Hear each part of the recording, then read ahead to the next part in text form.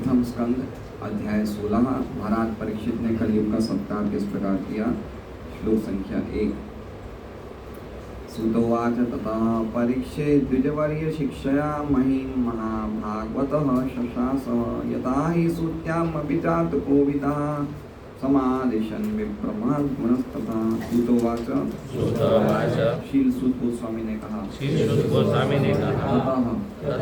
तत्पश्चात परीक्षित महाराज परीक्षित ने द्विजवर्य श्रेष्ठ ब्राह्मण शिक्षया अपने उपदेशों से महीन पृथ्वी को महाभागवत महान भक्त शासन किया भूतकाल में यथा जैसा उन्होंने कहा था निश्चय ही सूत्याम उनके जन्म के समय अभिजात कोविदः जन्म के समय पटु ज्योतिषी समादिशन अभिमत व्यक्त किया विप्र हे ब्राह्मण महद्गुण महान गुण तथा उसी के अनुसार सत्य। अनुवाद। शील सूत गोस्वामी ने कहा, हे विद्वान ब्राह्मणों, तब महाराज परीक्षित श्रेष्ठ द्विज ब्राह्मणों के आदेशों के अनुसार महान भगवत भक्त के रूप में संसार पर राज्य करने लगे। उन्होंने उन महान गुणों द्वारा शासन चलाया जिनकी भविष्यवाणी उनके जन्म के समय पटु ज्योतिषियों ने की थी।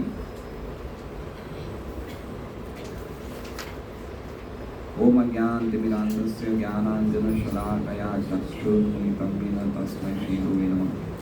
नामशेषमनुमुखिशतिपुत्रमन्त्रस्वरूपं रूपं तस्याविनमूर्तिर्नागुरिगोष्ठवाटी राधाकुण्डं गिरिवरम् अहोराधिका माधवाशां प्राप्तो यस्य पतितकृपया श्रीगुरुं तं नतोऽस्मि।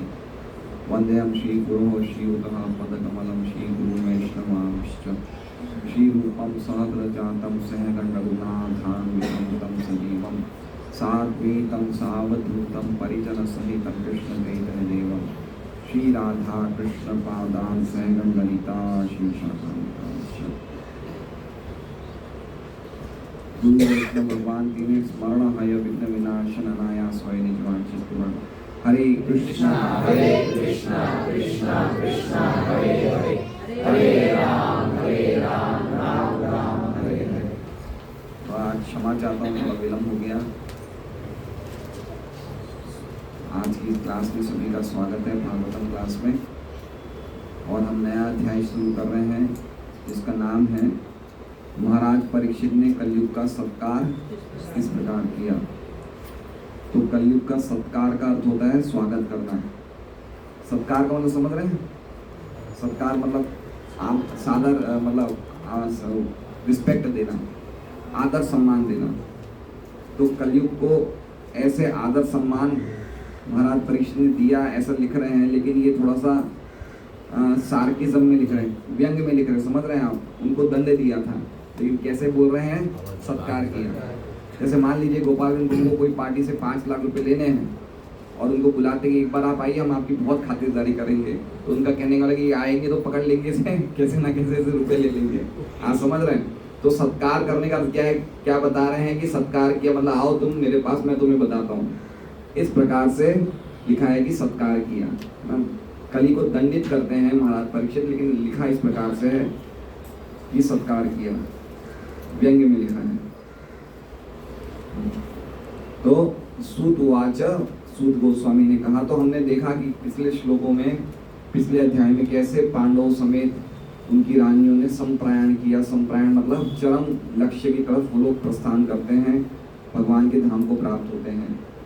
उन्होंने टाइमली रिटायरमेंट ले लिया, उसके बाद भगवान की शुद्ध भक्ति के द्वारा भगवत धाम को प्राप्त होते हैं, चरम लक्ष्य को प्राप्त होते हैं।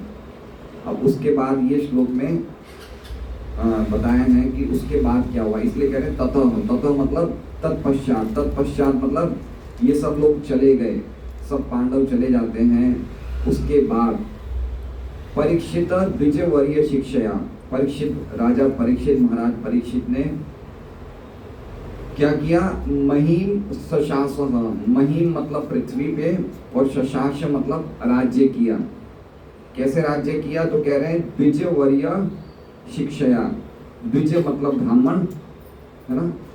द्विज का अर्थ क्या होता है, द्विज, द्वि मतलब दूसरी बार, ज मतलब जन्म लेना है ना। तो हर एक व्यक्ति का पहला जन्म अपने माँ बाप से होता है, ठीक है, और दूसरा जन्म किससे होता है, गुरु से, दीक्षा के द्वारा होता है। तो मनुष्य जब तक दूसरा जन्म नहीं लेता है तब तक वो क्या होता है, वो पशु ही रहता है, क्योंकि पशुओं और मनुष्यों में फर्स्ट जन्म जो होता है वो कॉमन होता है।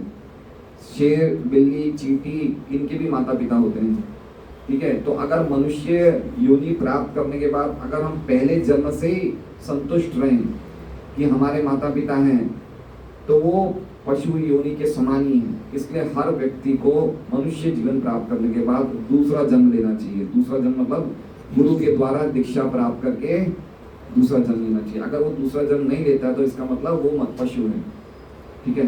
तो द्विज का मतलब समझ रहे हैं कि दूसरा जन्म। तो दीक्षा का अर्थ क्या होता है, दीक्षा, दी मतलब दिव्य ज्ञान, श मतलब सभी पापों का नाश। तो दीक्षा के द्वारा गुरु महाराज हमें, हमारे गुरु हमें, जब हम दीक्षा लेते हैं तो दीक्षा के पश्चात हर रोज हर क्षण हमारे दिव्य ज्ञान की वृद्धि होती है ना, परम ज्ञान की वृद्धि होती है। अगर हम पापों का क्षय मतलब अगर हम 4 नियमों का पालन करते हैं, भक्ति के सिद्धांतों का ढंग से पालन करते हैं, तो जब हम एक प्रामाणिक गुरु से दीक्षा लेते हैं तो हमारी दिव्य ज्ञान में, दीक्षा मतलब दिव्य ज्ञान में वृद्धि होती है। तो इस प्रकार से द्विज, द्विज का मतलब होता है विद्वान ब्राह्मण, है ना।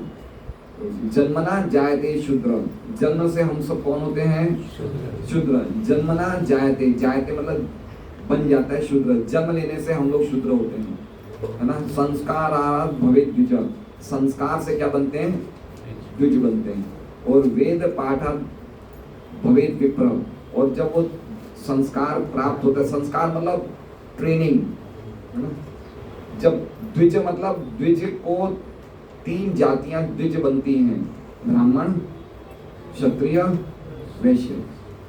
मतलब इन तीनों जातियों को ट्रेनिंग की आवश्यकता है। ब्राह्मणों को ब्राह्मणों के गुण प्राप्त करने की ट्रेनिंग होनी चाहिए। ब्राह्मणों के गुण क्या है, क्षमा, दमा, तपा, शौच, कैसे मन को कंट्रोल करना, कैसे इंद्रिय को कंट्रोल करना, कैसे स्वच्छता रखनी, कैसे सादगी से रहना, कैसे ज्ञान प्राप्त करना, कैसे उस ज्ञान को अपने व्यवहारिक जीवन में लगाना, ये सब ब्राह्मणों के गुण हैं। तो जो व्यक्ति में ब्राह्मण के गुण पाए जाते हैं उनको ब्राह्मणों की ट्रेनिंग देनी चाहिए, ठीक है। जो व्यक्ति में क्षत्रिय के गुण पाए जाते हैं उन्हें क्षत्रिय की ट्रेनिंग मिलनी चाहिए। जो व्यक्ति में वैश्य के गुण पाए जाते हैं, कृषि, गौरक्ष्य, वाणिज्यम, खेती करना, गौ माता की सेवा करना, गौ पालन करना और व्यापार करना, उनको वैश्य की ट्रेनिंग दी जाती है। तो ये 3 वर्गों को, 3 वर्णों को ट्रेनिंग दी जाती है। तो इन तीनों को द्विज कहा जाता है। चौथा वर्ण है वो शूद्र है, वो इतनी बुद्धि नहीं है कि वो अपने आप कुछ प्राप्त कर सकते हैं ट्रेनिंग, तो कुछ ब्राह्मण, क्षत्रिय, वैश्य, तो वो क्या बनता है, इन तीनों के अंतर्गत में रह के नौकरी करता है, सेवा करता है, वो उसको क्या कहते हैं, शूद्र। तो ये द्विजवर्य शिक्षया, तो द्विज ब्राह्मण, वर्य, वर्य मतलब श्रेष्ठ, श्रेष्ठ ब्राह्मणों से शिक्षा प्राप्त करी, मतलब श्रेष्ठ ब्राह्मणों के आदेश के अनुसार महाराज परीक्षित ने पृथ्वी पर राज्य किया। महिम मतलब पृथ्वी, शशास्य मतलब राज्य किया। ह मतलब प्रभुपाद लिख रहे हैं, ह का मतलब होता है भूतकाल, लेकिन एक आचार्य हैं, क्या नाम है उनका, गिरधर लाल जी, उन्होंने कहा है कि ह मतलब बहुत ही बड़े आश्चर्य की बात है। वो आश्चर्य की बात ये है कि इतना बड़ा राज्य उन्होंने राज्य किया, लेकिन साथ में वो क्या है, महाभागवत। हरे कृष्ण, हरे कृष्ण। तो महाभागवत होते हुए भी इतना बड़ा उन्होंने राज्य किया। दोनों चीजों का जो आपस में कॉम्बिनेशन है वो बहुत ही आश्चर्यजनक है। तो द्विजवर्य शिक्षा मतलब महाराज परीक्षित एक तरफ महाभागवत थे और दूसरी तरफ उन्होंने बड़े बड़े श्रेष्ठ ब्राह्मणों के अंडर में रह के उन्होंने क्या प्राप्त करी? शिक्षा। आज हम अपने बच्चों को या आज हमें शिक्षा लेनी होती है तो हम कहाँ भेजते हैं? स्कूल में भेजते हैं, टीचरों के पास भेजते हैं। कौन ऐसे टीचर हैं जो क्षमा दमा तपा शौचम शांति आदि ज्ञान, कौन ऐसे टीचर हैं जो इंद्रियों का, कौन ऐसे प्रोफेसर हैं जो इंद्रियों का मन का कंट्रोल करके हमें शिक्षा देते हैं? बताइए, कोई देते हैं? टीचिंग जैसी वस्तु हम अपने बच्चों को भेज रहे हैं या कोई भी शिक्षा हम किसी से भी लेते हैं, लेकिन किसके पास ऐसे गुण है?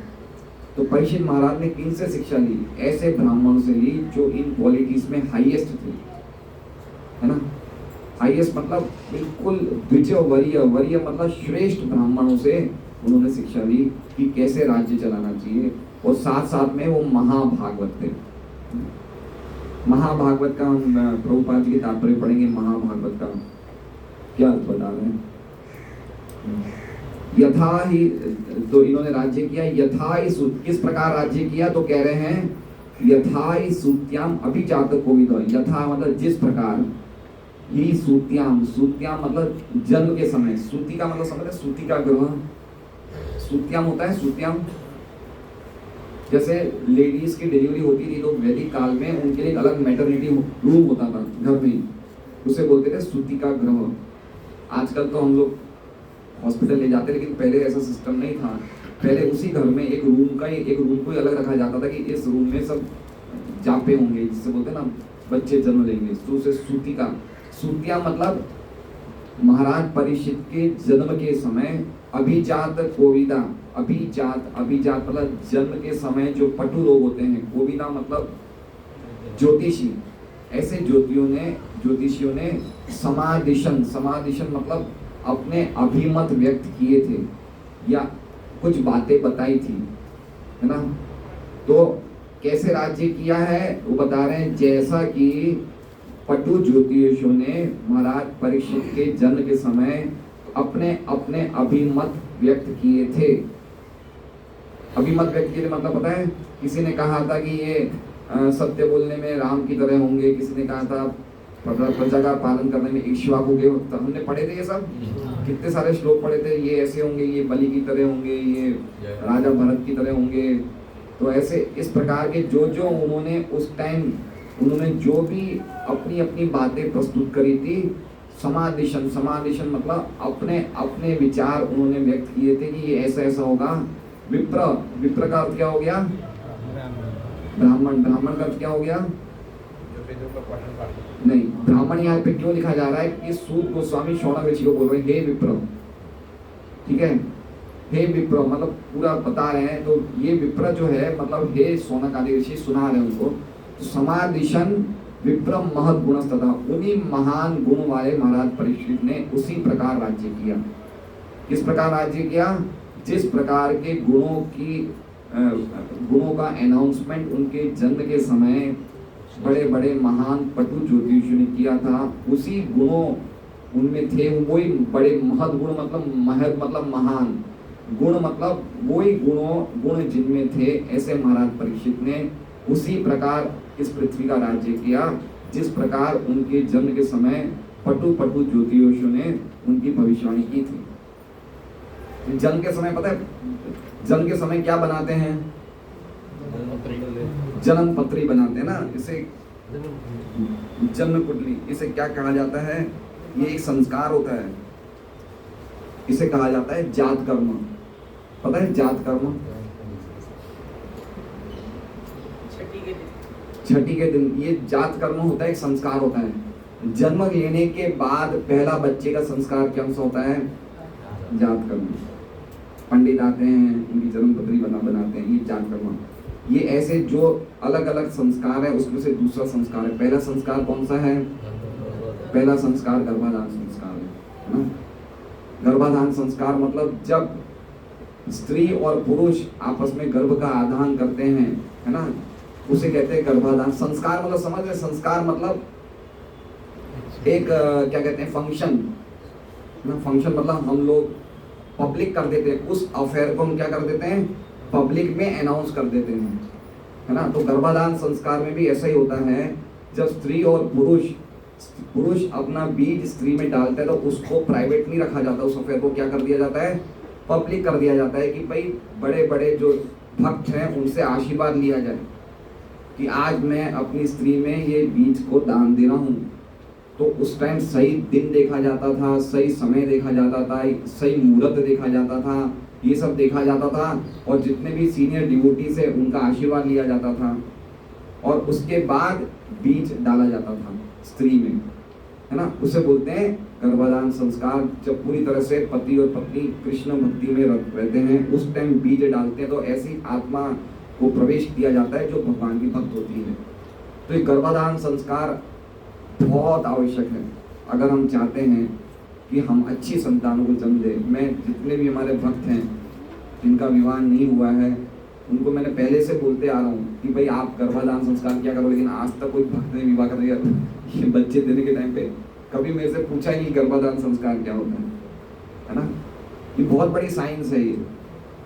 और हमें अगर हम गर्भाधान संस्कार, प्रभुपाद लिखते हैं तात्पर्य में कि अगर गर्भाधान संस्कार के बिना जो बच्चा जन्म लेता है वो शूद्र होता है, वो पूरा परिवार ही शूद्र बन जाता है। खाली इस संस्कार के बिना, सबसे इंपॉर्टेंट संस्कार ही है गर्भाधान संस्कार। कितनी बड़ी इसकी आवश्यकता है। और प्रभुपाद लिखते हैं इसी श्लोक पे लेक्चर दिया प्रभुपाद ने, कहते हैं जो हम लोग छुपके जो स्त्री पुरुष ये क्या कहते हैं मैथुन करते हैं वो तो कुत्ते बिल्लियों वाला है, छुपके से करते हैं। ये छुपके नहीं होना चाहिए, ये पब्लिक होना चाहिए लोगों को। मुझे याद है अभी 6 महीने पहले ही कोई मायापुर के भक्त थे या नंदग्राम के भक्त थे, उनका मेरे पास फोन आया, छोटे से थे 18, 19, 20 साल में शादी हुई थी, उनका मेरा फोन आया कि प्रभु जी आज मैं गर्भाधान संस्कार करने वाला हूँ, मुझे आप आशीर्वाद दीजिए। चला के फोन किया माया। अच्छा आपके पास भी आया था? हाँ मैंने बताया था मायापुर में, वो क्या नाम है जो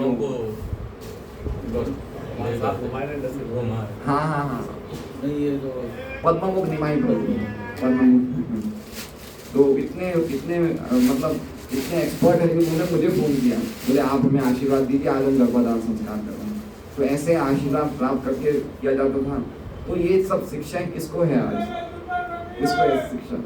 हम अश्लील पिक्चरों देख के इस तरह के कार्य करते हैं तो कैसे बच्चे निकलेंगे? कुत्ते बिल्ली निकलेंगे और क्या निकलेंगे? कुत्ते बिल्ली की तरह हम जन्म देते हैं, कुत्ते बिल्ली निकलेंगे और क्या निकलेंगे? फिर एक बार बच्चों का जन्म हो जाता है ना, फिर उनको भक्ति की ट्रेनिंग देना बहुत भारी काम हो जाता है। चलो कोई बात नहीं, अब जैसे भी जन्म हो गया ठीक है, हो गया, लेकिन अब बच्चों को बचपन से अगर हम ट्रेनिंग दें तो बहुत अच्छा है। अब बचपन से भी हम नहीं दे रहे हैं, फिर बड़े हो जाते हैं तो फिर भी सही करो, लेकिन वो पूरा जीवन ही चला जाता है। और उसके बाद जब बड़ी उम्र में या बुढ़ापे में आता तो बहुत मुश्किल से भक्ति में लग पाते हैं। इसलिए बहुत इंपॉर्टेंट है गर्भाधान संस्कार। तो ये श्लोक समझ गए आप लोग? अर्थ समझ गए अच्छी तरह है? इसके तत्पश्चात महाराज परीक्षित जो महाभागवत थे उन्होंने पृथ्वी पर राज्य किया श्रेष्ठ ब्राह्मणों के आदेशों के अनुसार। और जिस प्रकार पटु ज्योतिषियों ने उनके जन्म के समय जो अपने अभिमत व्यक्त किए थे उसी के अनुसार महान गुण वाले परीक्षित महाराज ने राज्य किया। ये इसका श्लोक का अर्थ है। अब देखिए इसका कनेक्शन क्या है। कनेक्शन एक ये है कि 1.7.12 इसका कनेक्शन कहाँ से आया ये देखिए। कोई भी, अब हम बोल सकते हैं कि अभी तक तो हम पांडव के रिटायरमेंट की बात कर रहे थे, अब अचानक परीक्षित जी का ही कहाँ से आ गया, है ना। तो 1.7.12 में एक बहुत अच्छा श्लोक है जो सूत गोस्वामी कहते हैं, और कहते हैं परीक्षितो तो राजर्षे जन्म कर्म विलापनम संस्थाम च पांडुपुत्राणाम वक्ष्ये कृष्ण कतोदयम्। सूत गोस्वामी ने शौनकादि ऋषियों को क्या कहा कि अब मैं भगवान कृष्ण की दिव्य कथा तथा राजर्षि परीक्षित महाराज के जन्म, कार्यकलाप तथा मोक्ष विषय वार्ताएं एवं पांडु पुत्रों द्वारा गृहस्थाश्रम के त्याग की कथाएं कहने जा रहा हूँ। ठीक है, अब देखिए इसमें क्या क्या चीजें बोल चुके हैं। वो परीक्षित महाराज का जन्म बोल चुके हैं, लिखा है इसमें 1.7.12 में कि अब मैं आपको परीक्षित महाराज का जन्म की बात बताऊंगा।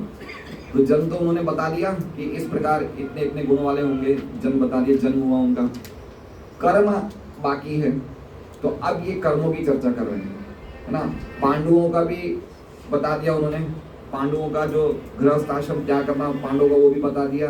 तो जन्म बता दिया परीक्षित महाराज का, पांडवों का गृहस्थ आश्रम का त्याग बता दिया। अब दो चीजें बाकी है, परीक्षित महाराज के कर्म और परीक्षित महाराज की मृत्यु। तो कर्म बताएंगे 4 अध्यायों में, 16, 17, 18, 19। और जो मृत्यु बताएंगे वो कौन से स्कंद में बताएंगे, वो आखिरी स्कंद में, 12वें स्कंद में। तो सब कनेक्टेड है आपस में। हमें लगेगा अचानक ये कहाँ से आ गया परीक्षित महाराज का, लेकिन 7वें अध्याय में ये बात कही थी सूत गोस्वामी जी की। अब मैं आपको परीक्षित महाराज के जन्म, कर्म, मृत्यु, पांडवों का गृहस्थ आश्रम का त्याग सब बताऊंगा।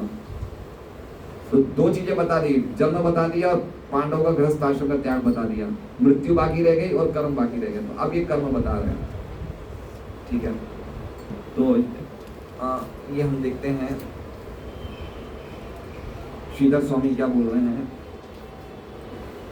श्रेष्ठ ब्राह्मणों के उपदेशों के अनुसार सूत्याम जन्म के समय अभिजात कोविदा जात कर्म के को जानने वालों ने हे विप्र महान पुरुष के गुण जिनमें है ऐसे परीक्षित महाराज को शिक्षा दी। ठीक है, इतना ही है। और विश्वनाथ चक्रवर्ती ठाकुर ने कहा है कि 16वें अध्याय में क्या क्या चीजें बताई जाएगी वो विश्वनाथ चक्रवर्ती ठाकुर बताते हैं कि परीक्षित महाराज का विजय यात्रा बताई जाएगी। जो धर्म ने प्रश्न पूछे भूमि से वो बताए जाएंगे, और भूमि का जो शोक है भगवान कृष्ण के विरह के बाद वो बताया जाएगा। तो ये 16वां अध्याय बहुत ही जबरदस्त है। जो धर्म और भूमि, धर्म कौन बनते हैं, बैल, और भूमि कौन बनती है, गाय। उनमें आपस में जो धर्म से संबंधित संवाद हैं इतने अद्भुत हैं, इतने अद्भुत है कहने के लिए, सुनने लायक है वो। तो वो सब चर्चा होगी।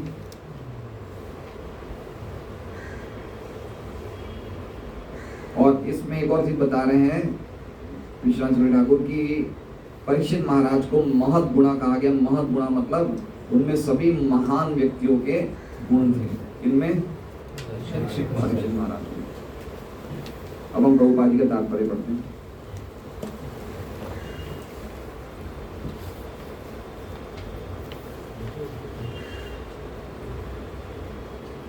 तात्पर्य, महाराज परीक्षित के जन्म के समय निपुण ज्योतिषी ब्राह्मणों ने उनके कुछ गुणों की भविष्यवाणी की थी।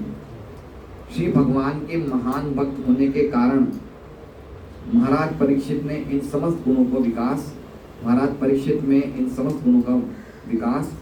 हो सका। श्री भगवान के महान भक्त होने के कारण महाराज परीक्षित में इन समस्त गुणों का विकास हो सका। तो देख रहे हैं क्या कह रहे हैं कि जो व्यक्ति भगवान के भक्त होते हैं उनमें अपने आप ही सब गुण का विकास हो जाता है। ये प्रहलाद महाराज 5वें स्कंद में बहुत ही सुंदर श्लोक बोलते हैं। श्लोक लर्न करने जैसा है। यस्यास्ति भक्तिर् भगवती किंचना सर्वे गुणेस्तत्र समासते सुरा। यस्यास्ति भक्तिर्, यस्य मतलब जिस भक्त में अस्ति है भक्ति, भगवती, भगवती मतलब भगवान विष्णु की कैसी भक्ति, अकिंचना निष्काम भक्ति, सर्वे गुणेस्तत्र समास, उस व्यक्ति में सभी गुण देवताओं के और भगवान के निवास करते हैं। गुणी निवास नहीं करते, देवता और भगवान वो भी निवास करते हैं, ऐसा जीव गोस्वामी बोलते हैं। समझ रहे बात को?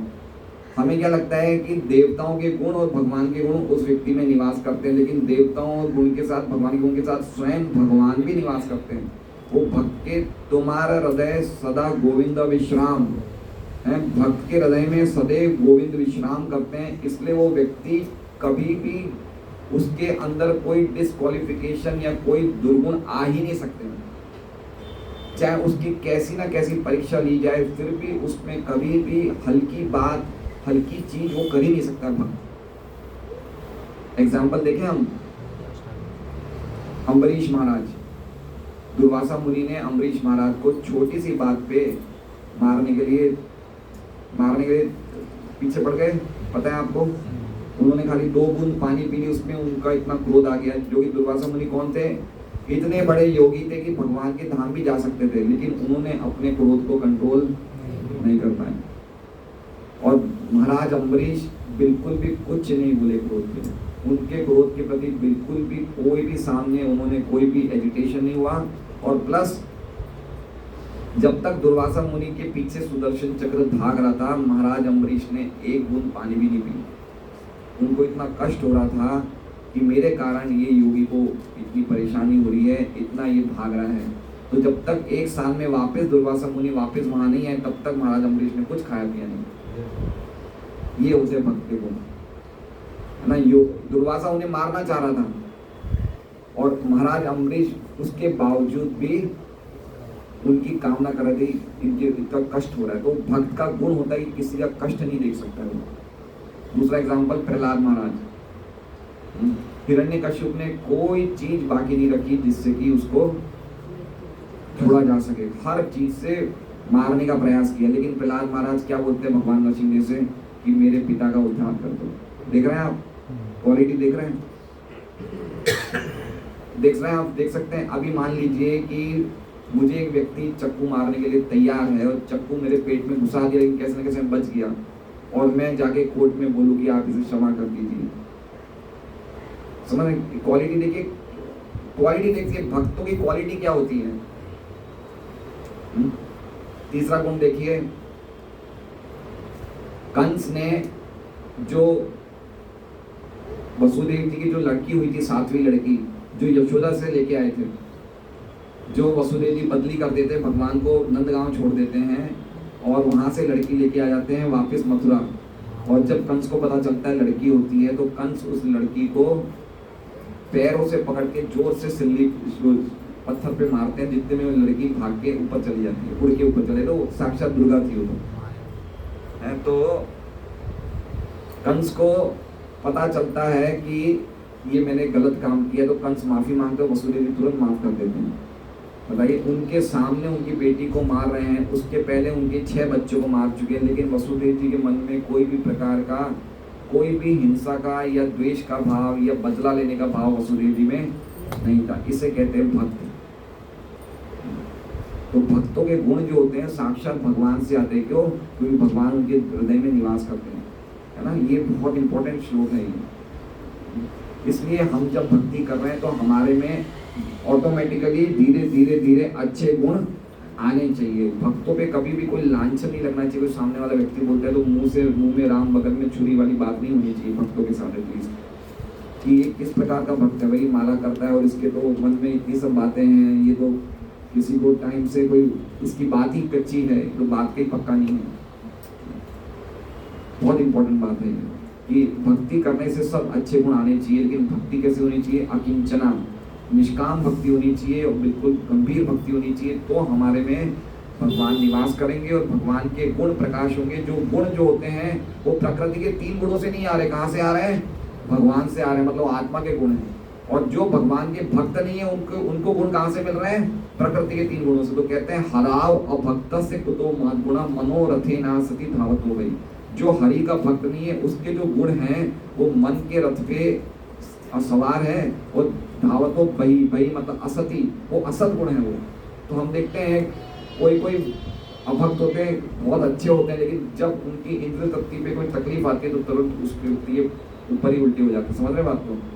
कंस किसको लेके जा रहा था? ससुराल देवी को लेके जा रहा था ना। कितना प्यार करता था अपनी बहन से, जो कि उसकी रियल सिस्टर नहीं थी, कजिन थी। अपने हाथ से रथ चला रहा था कंस, है। क्या भविष्यवाणी हुई कि इस तुम्हारी बहन का ही 8वां बच्चा तुम्हें मारेगा। तो कंस को इतना तो समझना चाहिए 8वें बच्चे होने के लिए कम से कम 8 साल तो लगेंगे। इतनी जल्दी क्या थी? कम से कम ससुराल तो छोड़ देता। आप समझ रहे? 8 बच्चे होने में 8 साल तो लगेंगे। तो 8 साल बाद कर सकता था, 1 साल बाद कर सकता था, और उसको तो कुछ तकलीफ थी नहीं, लेकिन फिर भी वो इतना ज्यादा अभक्त था कि उसने तुरंत देवकी के बाल पकड़े और उसका गला काटने को तैयार हो गया। तो अभक्तों में हमें अच्छे गुण लगेंगे कि अच्छे गुण है, लेकिन वो गुण मनोरथे ना सती धावत हो गई। वो मन के रथ पे सवार होने वाले गुण हैं, जो खाली असत चीज के पीछे मन का रथ भागता है। तो कभी भी वो गुणों का मतलब जिसे कहते हैं ना, वो प्रकृति के 3 गुणों से उत्पन्न गुण है, तो कभी भी वो असती है, वो हमेशा नहीं टिकने वाले। कभी हमें लगेगा ये व्यक्ति बहुत अच्छा, लेकिन कब पलट जाए पता नहीं, क्योंकि प्रकृति के 3 गुणों के द्वारा वो रूल्ड है, कंट्रोल्ड है। तो वो गुण नहीं चाहिए भक्तों में। कौन से गुण चाहिए? जो साक्षात भगवान प्रकाशित करते हैं, सो आत्मा के गुण है, वो गुण से भक्त जो है कार्य करते हैं। इसलिए परीक्षित महाराज में ऐसे गुण थे। देखिए, उनको एक सामान्य बालक ने श्राप दिया परीक्षित महाराज को कि आपकी 7वें दिन मृत्यु हो जाए, और परीक्षित महाराज को कर ही नहीं रहे। बताइए, ऐसा कोई व्यक्ति हो सकता है कि पूरे सम्राट है, विश्व का सम्राट है, उनकी इतनी कोई खास गलती नहीं थी, उस पर इतना बड़ा श्राप मिल गया, लेकिन परीक्षित महाराज क्या कह रहे हैं कि मुझे उस लड़के ने जो श्राप दिया वो सही दिया, मुझे अब मृत्यु की तैयारी करनी चाहिए। ये होते हैं क्वालिटीज डिवोटीज की। तो ऐसे हम देख सकते हैं हर एक भक्तों में ऐसे महान महान गुण हैं, जितने महान भक्त हैं। तो ऐसे महान भक्त परीक्षित महाराज के थे, ऐसे महान गुण परीक्षित महाराज के थे। और ये प्रभुपाद कह रहे हैं कि भक्ति के कारण अपने आप ये गुणों का विकास हो सकता है, हमें अलग से गुणों का विकास करने की आवश्यकता नहीं है। अगर हम गंभीरता से सीरियसली बिल्कुल पक्की भक्ति करेंगे तो हमारे में गुणों का विकास पक्का निश्चित होगा। वास्तविक योग्यता भगवत भक्त होना है, और धीरे धीरे सभी सद्गुणों का विकास होता जाता है। वास्तविक योग्यता क्या है? रियल क्वालिफिकेशन क्या है? हमें भक्त बनना है, सबसे बड़ी क्वालिफिकेशन है। हम लोग अपने बच्चों को क्या बोलते हैं, बड़े होके क्या बनाओगे? डॉक्टर बनाऊंगा, वकील बनाऊंगा। कोई ऐसा बोलता है बड़े होके भक्त बनाऊंगा। प्रभुपाद के पिता ये प्रार्थना करते थे कि मेरा अभय श्रीमती राधा रानी का भक्त बने। प्रभुपाद की बचपन से ये प्रार्थना थी, प्रभुपाद के पिता की। उनके घर में 3-4 सन्यासी महाराज हमेशा आते थे। जरूरी नहीं कि सब जेन्युइन थे, कुछ ढोंगी भी आते थे, लेकिन उनके पिता उनको भी खिलाते थे, भोजन कराते थे। उनको एक ही बोलते थे कि मेरा बेटा भक्त बने, बस मुझे ये आशीर्वाद दीजिए, वो भी श्रीमती राधा रानी का। क्योंकि भक्त बनना कोई आसान बात नहीं है, ये बहुत बड़ा क्वालिफिकेशन है। ये प्रभुपाद कह रहे हैं कि वास्तविक योग्यता, वास्तविक मतलब सच्ची योग्यता मतलब क्वालिफिकेशन, सच्चा क्वालिफिकेशन कि हम कितना पैसा खर्च कर रहे हैं, कितनी ट्यूशन कोचिंग क्लास लगा रहे हैं कि MBA बन जाए, CA बन जाए, लेकिन ये क्वालिफिकेशन हमारे में क्यों नहीं आती कि हम भगवान के भक्त बने। हम सोचते हैं भक्ति तो कर लेंगे, भक्ति तो टाइम पास है, कभी भी कर लेंगे। मेन काम है हमारा, हमें पैसा कमाना है, कुछ बड़ा बनना है, भक्ति तो हो जाएगी, कोई दिक्कत नहीं। लेकिन भक्ति बनना ही क्वालिफिकेशन है, बाकी सब काम अपने आप हो जाएंगे, लेकिन भक्त बनना सबसे बड़ी क्वालिफिकेशन है। महाराज परीक्षित महाभागवत या प्रथम श्रेणी के भक्त थे, जो न केवल भक्ति के विज्ञान में दक्ष थे। तो आप समझ रहे ना प्रथम श्रेणी क्यों कहा गया है? और भी कोई श्रेणियां होती है भक्तों की? श्यामा वल्लभी माता जी इसमें लिखा है प्रथम श्रेणी के भक्त थे। प्रथम श्रेणी के भक्त थे मतलब 3 श्रेणियां होती है भक्तों में। एक होती है कनिष्ठ भक्त, एक होती है मध्यम भक्त, और एक होती है महाभागवत, उत्तम भक्त। तो कनिष्ठ भक्त क्या होता है? जो भगवान की पूजा तो बहुत अच्छी तरह कर रहा है, लेकिन दूसरे लोगों के प्रति उसका कोई मन में आदर सम्मान नहीं है, करुणा की भावना नहीं है, अपने आप को बड़ा गर्व समझता है कि मैं भगवान की भक्ति कर रहा हूँ, लेकिन दूसरे के मन के लिए कोई उसके मन में कोई भावना नहीं है। वो कौन है? कनिष्ठ भक्त। मध्यम भक्त कौन से? दूसरी श्रेणी का भक्त, जो 4 चीजें देखता है, भगवान से प्रेम करता है, भक्तों से मैत्री करता है, जो व्यक्ति को अज्ञान है उसे करुणा करके प्रचार करता है, और जो द्वेषी है उससे दूर रहता है। ये कौन सा हो गया? दूसरा श्रेणी का भक्त। और सबसे बड़ा भक्त कौन है? उत्तम श्रेणी का। वो हर जगह भगवान को देखता है और कुछ चीज देखता ही नहीं है। सर्वभूतेषु पश्येत् भगवत भावनात्मना। हर जगह क्या देखता है? सब जगह भगवान है और भगवान में सब कुछ है। और वो देखता है कि हर एक व्यक्ति भक्ति में लगा हुआ है, खाली मैं ही भक्ति में नहीं लगा हूँ। उसका ये विजन होता है। उसका क्या विजन होता है कि मैं भक्ति नहीं कर रहा हूँ, सब भक्ति कर रहे हैं। ये महाभागवत का विजन है। इसलिए महाभागवत के लेवल पे प्रचार नहीं होता है। प्रचार कौन से लेवल पे होता है? सेकंड लेवल पे। जब वो देखेंगे भाई ये भक्त है या भक्त है, तो ही तो प्रचार करेगा। अगर वो सबको ही भक्त देगा तो प्रचार कैसे करेगा? इसलिए सेकंड लेवल पे आके प्रीचिंग होती है। तो महाराज परीक्षित कैसे थे भक्त? महाभागवत। समझ रहे? महाभागवत मतलब इतने महान भक्त थे। परीक्षित महाराज कौन सी उम्र में भक्त बने? रामतीर्थ जी परीक्षित महाराज 10 साल में, 22 साल में, 32 साल में, माँ के गर्भ में महाभागवत है। आप समझिए, जिन्होंने 7 दिन भगवान की भागवत कथा सुनी, लेकिन 7 दिन में उन्होंने कुछ खाया भी नहीं और कुछ पिया भी नहीं, तो ये क्वालिटी उनकी अचानक आ गई? क्या उन्होंने जीवन भर भक्ति नहीं करी है? वो जीवन भर इसी क्वालिटी के थे। आप समझ रहे बात को? आप देखिए, वो व्यक्ति ऐसे थे कि जो नाम लेते हुए रोते थे और कथा सुनते हुए उनको ये नहीं होश रहता था कि दिन है रात है, लेकिन ऐसे व्यक्ति ने राज्य चलाया। आप समझ रहे हैं ये कॉन्ट्रडिक्शन, समझ रहे हैं? राज्य चलाना मतलब क्या होता है? मैनेजमेंट। आप 2 दिन मैनेजमेंट का काम कर लीजिए, तीसरे दिन आपका भक्ति में मन नहीं लगेगा। सही बात है लक्ष्मी नरसिंह प्रभु, अभी लक्ष्मी प्रभु काफी वहाँ पे काम संभाले हुए हैं। कहाँ पे?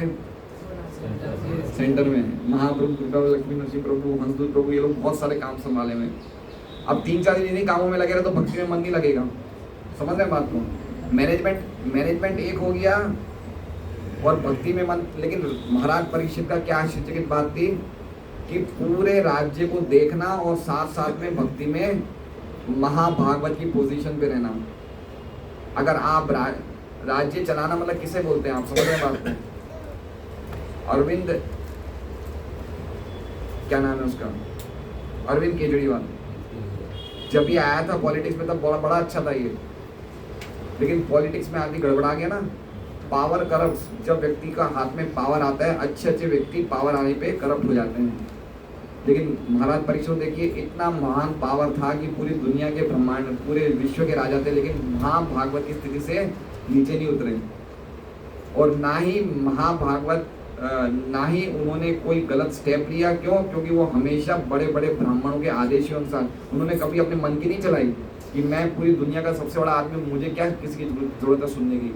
हुआ ना ऐसा राजा भी, तो वो राजा वेण, अंग के बेटे, 4 स्कंद में बोले मैं कोई ब्राह्मणों की बात नहीं मानता हूँ, मैं हूँ विष्णु। कौन है विष्णु? तो ब्राह्मणों ने उनको मार दिया। तो पॉइंट ये है कि इतनी बड़ी सत्ता पे होने के बावजूद भी इतनी विनम्रता है कि वो बड़े बड़े ब्राह्मणों की बात सुन के राज्य चला रहे हैं। और दूसरा अर्थ ये भी समझना चाहिए कि महाभागवत खाली मंदिरों में नहीं चाहिए, महाभागवत दुनिया की हर एक फील्ड में चाहिए। परीक्षित महाराज कैसे महाभागवत थे? कोई मंदिर में बैठ के पूरे टाइम माला नहीं करी इन्होंने हरिदास ठाकुर की तरह। वो टीचिंग, वो फील्ड ऑफ वर्क फील्ड में थे। वो पूरी दुनिया में राज्य चला रहे थे और महाभागवत थे। तो हर जगह व्यक्ति, नौकरी के क्षेत्र में, व्यापार के क्षेत्र में, भक्तिसिद्धांत सरस्वती ठाकुर कहते थे कि मैं वो दिन देखूंगा जब हमारा प्रचार सफल हुआ कि जब हाई कोर्ट के जजेस होंगे। क्या बोलते थे? जब हाई कोर्ट के जजेस तिलक लगा के भक्ति करने वाले जब हाई कोर्ट के जजेस होंगे, तब मैं समझूंगा वहाँ प्रचार सफल हुआ है। तो हर एक फील्ड में महाभागवत की आवश्यकता है, चाहे वो डॉक्टर हो, चाहे वो वकील हो, चाहे वो नौकरी करने वाला हो, चाहे व्यापार करने वाला हो। तो परीक्षित महाराज ने बताया कि वो राजा होने के बाद भी महाभागवत की पोजीशन से कम नहीं थे। और आगे क्या बता रहे हैं? जो न केवल भक्ति के विज्ञान में दक्ष थे, अपितु अपने दिव्य उपदेशों से अन्य व्यक्तियों को भी भक्त बनाने में समर्थ थे। कि कितनी इंपॉर्टेंट बात है। खुद व्यक्ति भक्ति करे और दूसरों को इंस्ट्रक्ट करे, बहुत बड़ा अंतर है। दूसरों को भक्त बना रहे हैं परीक्षित महाराज। ऐसे राजा थे कि दूसरों को भी प्रीचिंग करते थे कि आप भी भक्ति करो।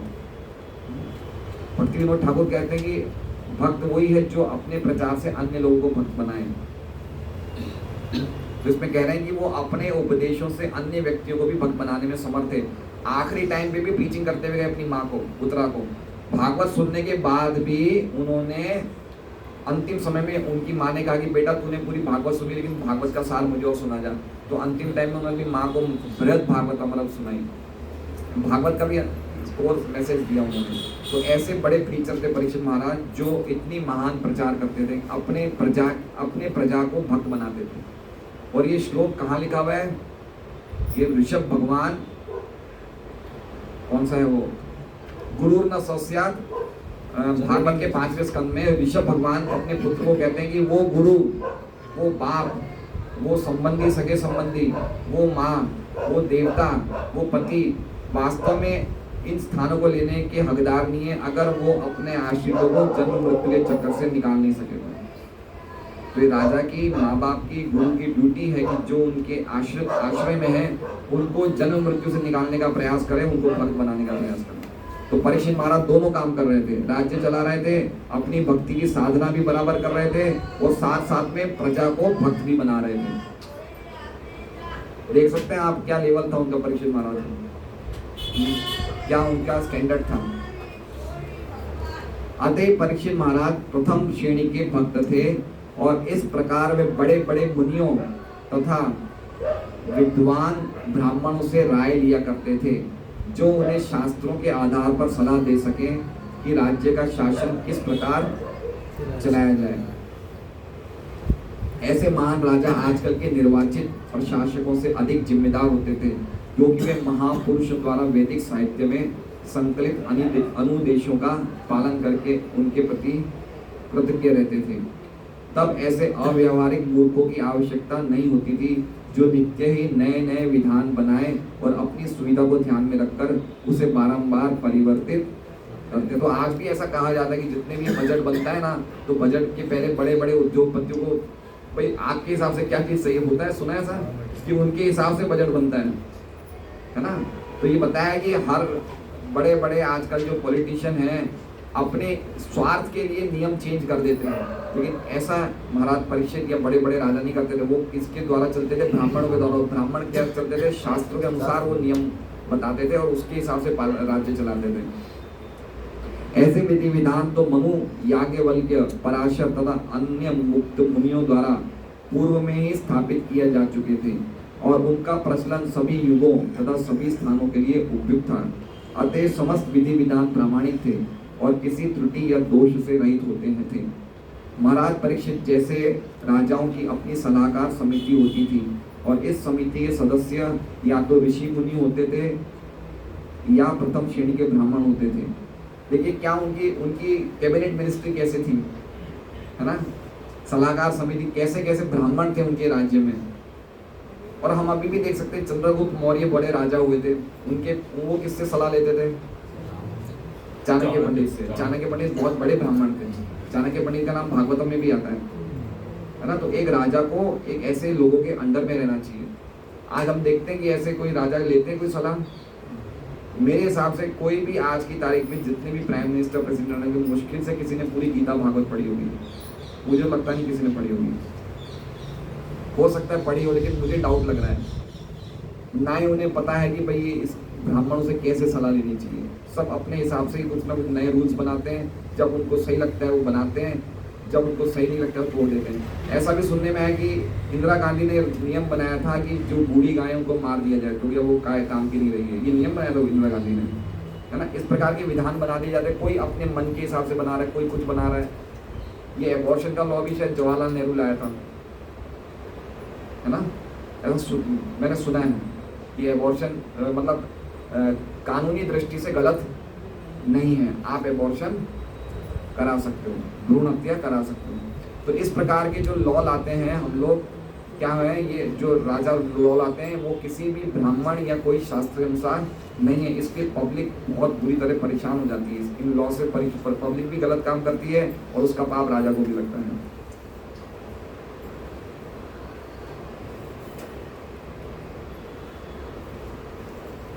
या तो ऋषि मुनि होते थे या प्रथम श्रेणी के ब्राह्मण होते थे। वह कोई वेतन नहीं लेते थे, ना ही उन्हें ऐसे वेतन की आवश्यकता ही रहती थी। अब ये बताइए, ये ब्राह्मण वेतन क्यों नहीं लेते थे? इसमें लिखा है जैसे महाराज परीक्षित ऐसे ब्राह्मणों से सलाह लेते थे जो वेतन नहीं लेते थे और ना ही उन्हें वेतन की आवश्यकता ही रहती थी। तो पहले ये समझ लें कि वेतन की आवश्यकता क्यों नहीं रहती थी। वेतन की आवश्यकता क्यों नहीं रहती थी? दान में बहुत कुछ मिलता था। दान में बहुत कुछ मिलता था। आगे कुछ उनकी आवश्यकता ही बहुत कम थी। क्या आवश्यकता थी उनको? आवश्यकता थी मतलब वेतन की जरूरत ही नहीं थी उन्हें क्या चाहिए था? सोने के लिए चाहिए था, कुछ प्रसाद चाहिए था, और क्या चाहिए था? तो वेतन की आवश्यकता नहीं पड़ती थी। और दूसरा पहला पॉइंट क्या है? वो वेतन नहीं लेते थे। क्यों नहीं लेते थे वेतन? कभी सुना है, सोचा हमने क्यों नहीं लेते थे वेतन? जब कोई व्यक्ति वेतन लेना चालू कर देता है, शुद्ध तो बन ही जाता है, लेकिन जब कोई व्यक्ति वेतन लेना शुरू कर देता है तो उसके मुंह से फिर सत्य निकलना बंद हो जाता है। समझ रहे बात? तो वो व्यक्ति उसके एहसान में दब जाता है। आप गीता जी में पढ़ेंगे तो एक जगह प्रभुपाद तात्पर्य में लिखते हैं कि भीष्म और द्रोण ने अधर्म का साथ इसलिए दिया था कि उनको फाइनेंशियल एक्सपेंडिचर दुर्योधन से मिलता था। ये कोई अध्याय में लिखा है तात्पर्य, मुझे याद नहीं आ रहा है, शायद दूसरे अध्याय का तात्पर्य है। तो जब कोई बड़े व्यक्ति, जब कोई महान ब्राह्मण अगर वेतन लेना शुरू कर दे तो उसके मन में सत्य की दृष्टि धीरे धीरे धीरे मिश्रित हो जाती है। वो सही टाइम पे सत्य नहीं बोल सकता है, ना ही वो बिल्कुल पक्की बात बोल सकता है। इसलिए बड़े बड़े ब्राह्मण जो थे वेतन नहीं लेते थे, क्योंकि वेतन बोलने से वो राजा में दब जाते थे और वो सही बात नहीं बोल सकते थे।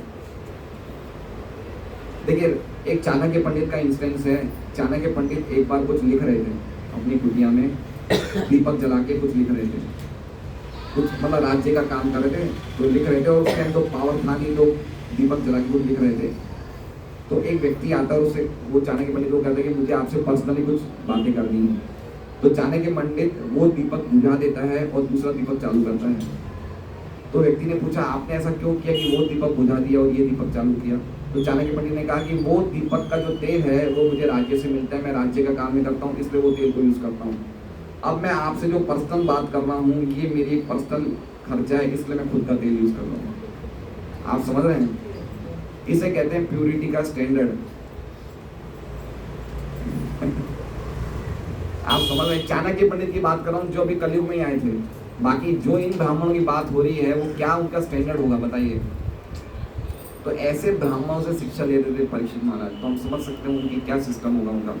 पांडवों का देख लीजिए, धौम्य ऋषि हमेशा उनके साथ रहते थे, वैसे प्योर ब्राह्मण रहते थे। आजकल तो हमें लगता है भाई ये मिल रहा था, जितना यूज करना है कर लो। अगर हमें पता चले कि सेठ ने हमें पेट्रोल भरा के दिया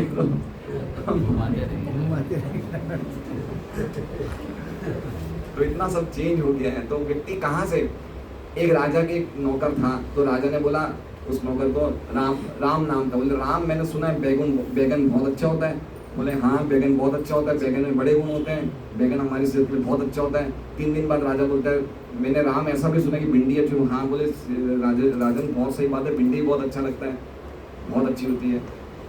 फिर उसने देखा कि मैं जो चीज़ अच्छी बोलूँ यार छः मेरे पीछे हाँ में हाँ मिला रहा है। तो फिर तीसरी बार बोला कि मैंने सुना है कि बैगन अच्छा नहीं होता, लोग उसे बेगुन बोलते हैं, बिना गुण का होता है। बोले महाराज बिल्कुल सही कह रहे हो, गुण बैगन में कोई गुण नहीं होते हैं, बेगुन होता है। तो राजा ने बोला कि यार तुम जो मैं हाँ बोला तुम हाँ में हाँ ही मिला रहे हो। तो वो क्या बोलता है, वो बोलता है मैं बैगन का नौकर थोड़ी, मैं तो आपका नौकर हूँ। तो ये सिस्टम है। तो इसलिए व्यक्ति जब ज़्यादा वेतन प्राप्त करता है, वेतन प्राप्त करने लगता है, तो उसके मन में सत्य की भावना मिश्रित हो जाती है। इसलिए वेतन नहीं लिया करते थे जो पक्के ब्राह्मण थे। और प्रभुपाद बोलते भी है कि वेतन लेने से व्यक्ति नौकर बन जाता है, शूद्र बन जाता है, इसमें वो क्वालिटी ब्राह्मण की खत्म हो जाती है।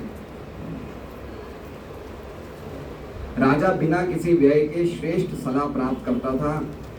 बिना किसी व्यय के श्रेष्ठ सलाह, ये बात सोच सकते हैं हम? आज हमें कोई भी प्रकार का कंसल्टेशन चाहिए, उसकी फीस पता है कितनी होती है ना? आप ज्योतिष के पास चले जाओ, बड़े बड़े वकील के पास तो 10 मिनट बैठने के 5-10 हज़ार लग जाते हैं।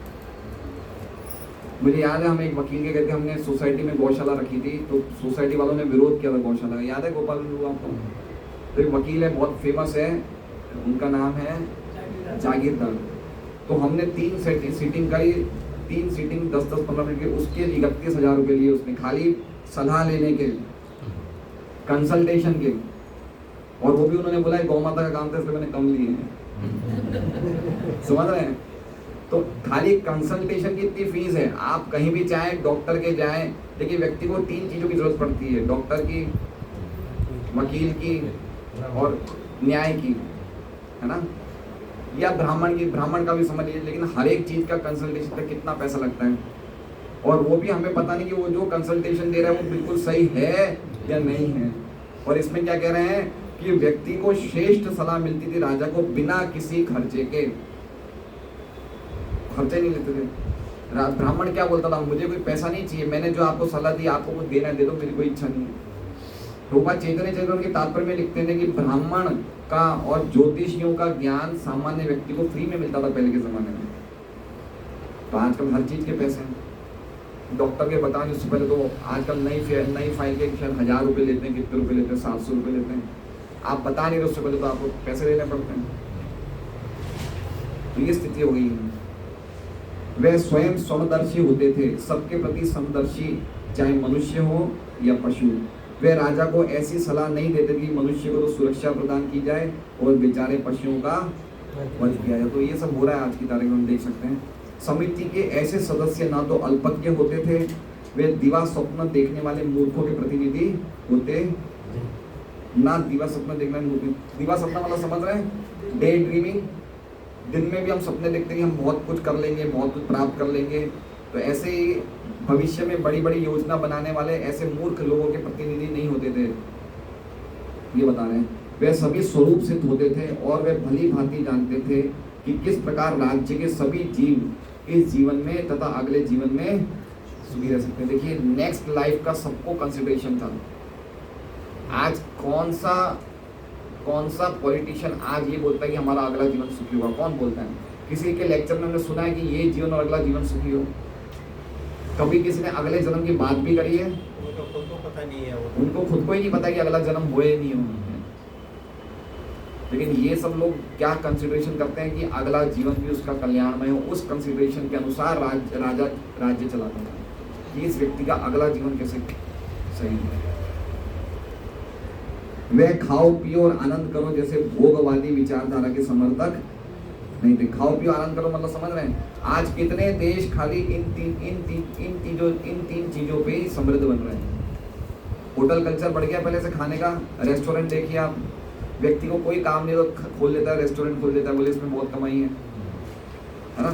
खाओ पियो मतलब ड्रिंकिंग और मौज करो। कितने आजकल 3 दिन की छुट्टी होती है, व्यक्ति 2 डेज 3 नाइट्स का कहीं पैकेज बना लेता है, कहीं थाईलैंड चला जाता है, कहीं सिंगापुर चला जाता है, कहीं गोवा चला जाता है, कहीं कुल्लू मनाली चला जाता है। तो ये कंसेप्ट हो गया। आजकल क्या हो गया है भाई? खाओ पियो घूमो, कपड़े वपड़े पहन लो, है ना। पूरा कंसेप्ट ये हो गया है। लेकिन ये कंसेप्ट जो है, ये असली में कौन आनंद कर रहा है? इसका असली आनंद खाओ पियो मौज करो कौन कर रहे हैं? भक्त कर रहे हैं। भक्त खा रहे हैं, क्या खा रहे हैं? भगवान का प्रसाद ले रहे हैं, पी रहे हैं, चरणामृत पी रहे हैं और मौज कर रहे हैं। सुबह 4:30 बजे नाचते हैं, मौज ही है ये। बताइए इससे बढ़कर क्या मौज होगी? नाच रहे हैं भगवान के सामने, खा रहे हैं, प्रसाद ले रहे हैं, इससे बढ़कर आनंद क्या होगा जीवन में? वे खाओ पियो और आनंद करो जैसी भोगवादी विचारधारा के समर्थक नहीं थे। वे वास्तविक अर्थ में विचारक होते थे और एक अच्छी प्रकार जानते थे कि मनुष्य जीवन का उद्देश्य क्या है। इन सभी प्रतिबंधों के अंतर्गत राजा की सलाहकार समिति उचित निर्देश देती थी और राजा या प्रशासनाधिकारी स्वयं योग्य भगवत भक्त होने के कारण राज्य के कल्याण हेतु उन आदेशों की जांच करके उनका पालन करता था। मतलब एक डिसिप्लिन होता था, है ना। डिसिप्लिन होना जरूरी है, प्रजा पे डिसिप्लिन होना चाहिए। आज डिसिप्लिन है नहीं, आप अपना टैक्स भरो, जो करना है करो। कोई किसी को पूछता है तू क्या कर रहा है भाई, क्यों कर रहा है? पहले राजा ये भी देखता था कि प्रजा खाली तो नहीं बैठी हुई है, अपने अपने वर्ण के अनुसार काम कर रहे हैं नहीं कर रहे। राजा का काम था ये देखना कि भगवान का भजन कर रही नहीं कर रही प्रजा, अपनी ड्यूटी कर रही नहीं कर रही। ये सब राजा का देखने का काम है। आज आप खाली अपना टैक्स भरो, बाकी आप जो करना है करो, हमें कोई मतलब नहीं है। तो ये सब तो नरक में जा रहे हैं, प्रजा तो पूरी नरक में जा रही है। और किसी को कोई प्रकार की डिसिप्लिन में रहना ही नहीं है ना। कोई प्रकार का उसे नियम में नहीं रहना है। महाराज युधिष्ठिर अथवा महाराज परीक्षित के समय का राज्य वास्तव में जन कल्याणकारी राज्य होता था, क्योंकि राज्य में कोई भी दुखी नहीं रहता था, चाहे वो मनुष्य हो या पशु। मतलब देखिए, व्यक्ति सुखी कब होगा? जब वो भक्त बनेगा। क्या हम भक्त बनने के बाद सुखी हुए? कितना हल्के हो गए पहले से। पहले व्यक्ति कितना भारी था, अब हल्के हुए नहीं हुए। हमारी आवश्यकताएं कम हो गई है ना। कितना मन हल्का हो गया है, एक अच्छी जीवन जी रहे हैं, जल्दी उठ रहे हैं, कितना अच्छा जीवन हो गया है। कभी कभी कुछ लोग ऐसा बोलते हैं, जैसे एक व्यक्ति ने मुझे बोला कि यार तुम इतना कष्ट क्यों लेते हो, इतना जल्दी क्यों उठते हो तुम? यार खाओ पियो ना, क्यों ऐसा करते हो तुम? बोले इतने अच्छे अच्छे होटल हैं, तुम्हारे पास क्या चीज़ की कमी? घूमा फिरो करना है, ऐसे क्यों बंधन में रहते हो? जीवन तो खाने पीने मौज करने के लिए। तो लोगों को लगता है कि हम बहुत कष्ट में हैं। लोगों को क्या लगता है, भक्त लोग कैसा जीवन जी रहे हैं बताइए। लेकिन भक्तों के जीवन में आनंद कितना है बताइए? आलस है, और वो कष्ट ले रहे हैं जीवन में। हमें कहाँ कष्ट लेना है बताइए? कोई कष्ट नहीं है। आवश्यकता कम हो जाती है, अपने आप ही हमारी डिमांड्स कम हो जाती है, हमारी आवश्यकताएं जो भौतिक शरीर की वो कम हो जाती है, हम इजीली कहीं भी रह सकते हैं।